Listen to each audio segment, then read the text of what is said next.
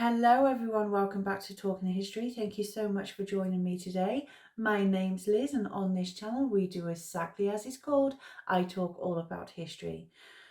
So last week we kick-started the Norman period with a video on William the Conqueror, and if you haven't seen that yet, I will link that up there, down there. It'll be linked somewhere for you to find for you to watch that. And today's video I'm doing something a little bit different. I'm stepping away from an actual person and more of a, I can't really call it an object, doesn't it? Anyway, I'm doing a video on the Doomsday Book. Obviously, that's something else that William is well known for, apart from Battle of Hastings. And if that is something you're interested in, then stay tuned.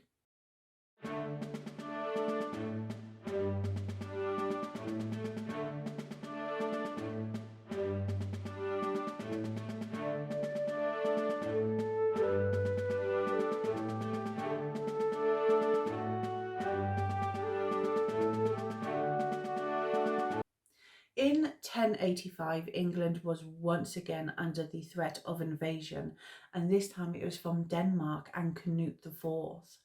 So William needed to pay the mercenary army that he had hired to defend England. And in order to do this, he needed to know what financial and military resources were available to him. So at Christmas in 1085, William had a survey commissioned to discover the resources and taxable values of all the boroughs and manors in England. William had wanted to know who owned what, how much it was worth, and how much would be owed to him as king in tax, rents, and military service. And Doomsday is so much more than just a tax record. It records which manors belonged to which estates, and it gave the identity of the king's tenant-in-chief, who owed him military service in the form of knights to fight in William's army. William was essentially interested in tracing and recording and recovering his royal rights and revenues, and it was also in the interest of his chief barons to cooperate in the survey, since it was set on permanent record of the tenurial gains they had made since 1066. We know that from the Anglo-Saxon chronicles that William had this survey commissioned at his Christmas court in 1085. And it's believed that he had always intended for the results of the survey to be written up in a book. Although there's some historians that actually argue that it was in fact William's second-born son, William Rufus, who had actually ordered the book to be written. But whichever it was, the king had poured all of his administrative power into the survey. The Doomsday Book wasn't actually known as the Doomsday Book when it was originally completed. The word Doomsday doesn't even appear in the book.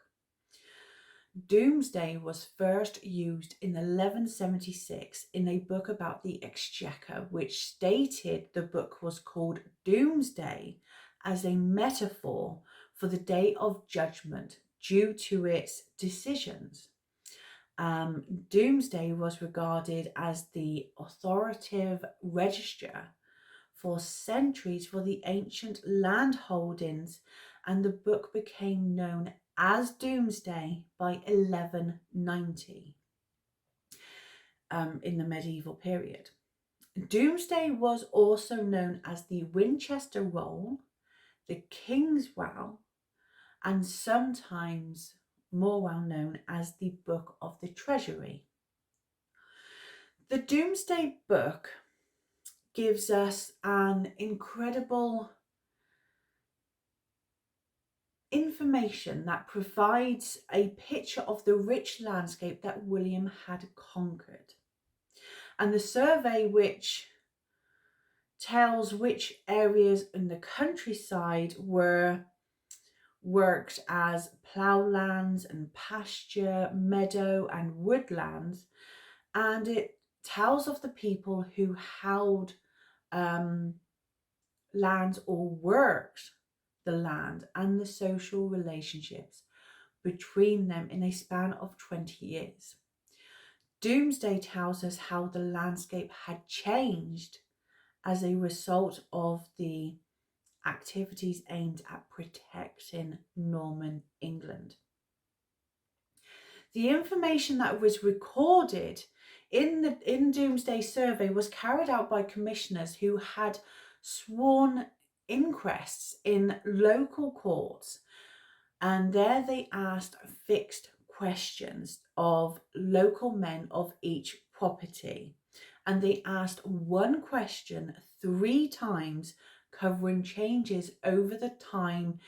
The commissioners asked how the land had been held as it was on the last day of the reign of King Edward the Confessor on the 5th of January 1066.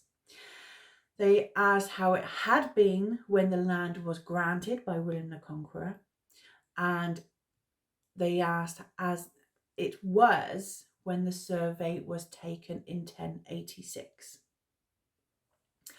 The questions they asked also included what the manor was called, how many hides was the land, how much had been added or taken away from the manor, how many plough teams, how many freemen, sokemen, slaves, cotters there were, how much wood, meadow and pasture, how many mills and fisheries, and how much the whole lot was worth in 1066 compared to how much it was in 1086. It was arranged by county, and within each county by landholder, and each landholder was given a number that was written in red Roman numerals. At the start of the entry, there's a table of contents at the beginning of each county, which lists the landowners with their numbers, and it started with the king. Anyway, a little bit of quite a short video today. I just thought a little bit of fun, it breaks it up in a little bit. But anyway, I hope you enjoyed the video. Thank you so much for watching, and I will be back soon with another video. Look after yourselves. Bye.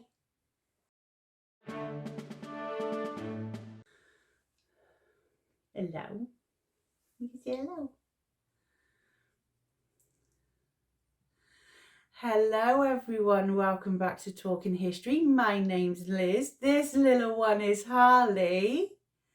Yo. He wanted to come in and say hello. He was meowing outside the door, wanting to know what was going on. Didn't you? Yes. Yes, you did, my handsome boy. Are you my handsome boy? Yes. Don't bite my thumb.